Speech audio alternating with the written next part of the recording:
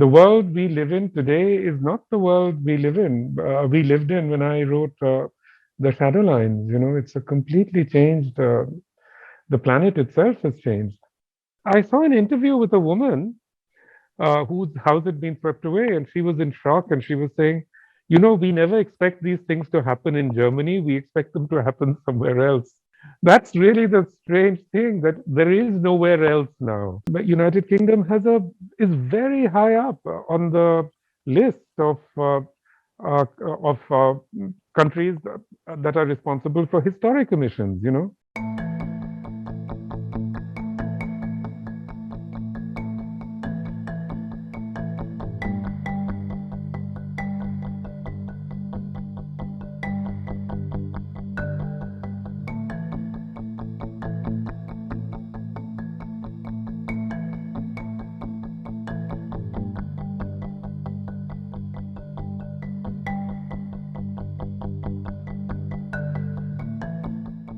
I would say that really, that it's not me changing, it's the planet changing, that has made this happen to me because, I was going along just fine.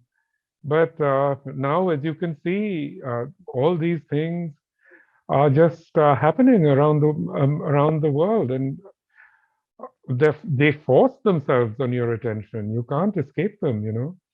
The world we live in today is not the world we lived in when I wrote the shadow lines. It's a completely changed. The planet itself has changed.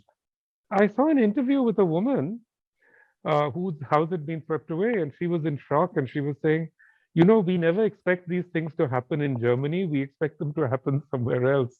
That's really the strange thing, that there is nowhere else now.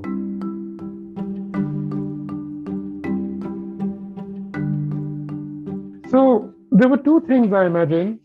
One, of course, is was that in 2000 I went to the Sundarban, uh, in connection with my research for the Hungry Tide.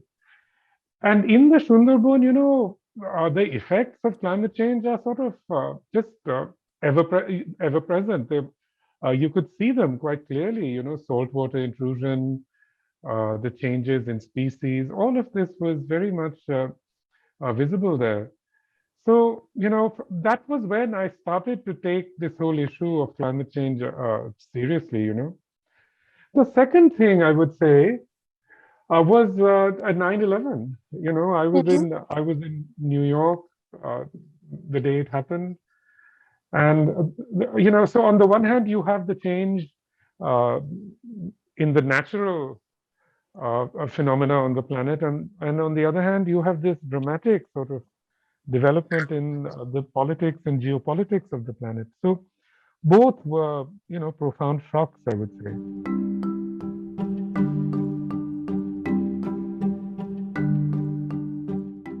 That is absolutely right. I mean, actually, that's really a very large part of the problem. The impacts that are occurring in particular places are not just climate change impacts. They're also anthropogenic impacts. You just take the case of these terrible floods in Chennai or Mumbai. In Chennai,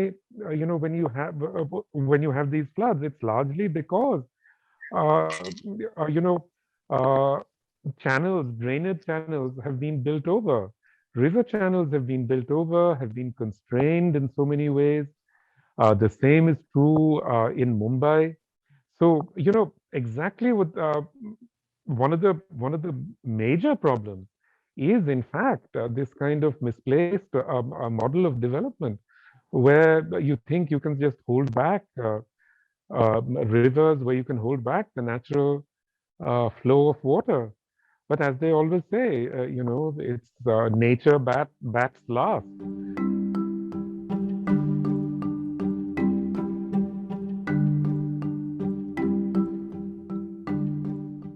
The biggest culprit in most senses is, in fact, the United Kingdom. Even though it has a very small, I mean, comparatively a population that's small in relation to India and China, United Kingdom is very high up on the list uh, of countries that are responsible for historic emissions. This is the thing we have to keep in mind always. That greenhouse gases have a very long life. It's not like, you pour some dirt in a river and then take the dirt out. I mean, that can be done, but greenhouse gases can't be taken out of the environment in that day. So what the United Kingdom was doing in the 19th century is still with us. Those are historic emissions. So the United Kingdom led the way both in inventing the technology for which they long patted themselves on their back and said, "Oh, we are so brilliant. We came up with all this industrial machinery, and now we are paying the price of all this." The whole world is paying the price of all this. Vulnerable people, especially around the world. So the United Kingdom is very high up on the list of historic emissions. The United States is actually at the top of the list of historic emissions, and there can be no doubt that they have an enormous responsibility for all of this, and that responsibility is ongoing. You know, but so too does Russia. Russia has huge historic emissions. So does Germany, and so on. So basically, it's the countries that industrialized first and that grew rich first that bear most of the responsibility. This is not to exonerate China or India or Indonesia. We also bear a responsibility to this day.